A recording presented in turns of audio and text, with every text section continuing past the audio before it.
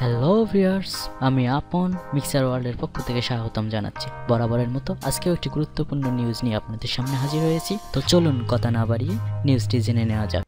ভারতের সাবেক স্পিনার হরভজনকে কটাক্ষ করলেন Aussie opener David Warner. Series শুরুর আগে হরভজন বলেছিলেন, এটাই সবচেয়ে দুর্বল অস্ট্রেলিয়া দল যারা ভারত সফরে এসেছে। আমার মনে হয় না এখনকার পরিবেশে ভারতীয় দলকে এই অজিরা সামলাতে পারবে বলে। সিরিজের ফল হয়তো 4-0 হবে। অজিরা খুব ভালো খেললে ফল হতে পারে 3-0। পরবর্তীতে হরভজনের কথা খাটেনি।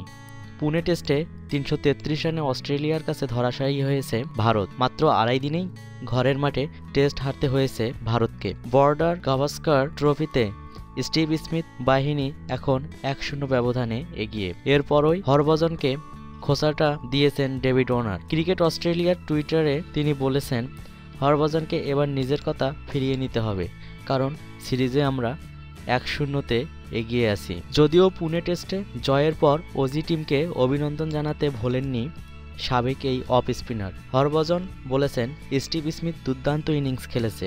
এই উইকেটে অস্ট্রেলিয়া নিজেদের পেশাদারিত্ব দেখালো। আগামী 3 টেস্টেও ভালো লড়াই দেখার আশা করছি। কিন্তু এই বক্তব্যে মন গলেনি অজি শিবিরে।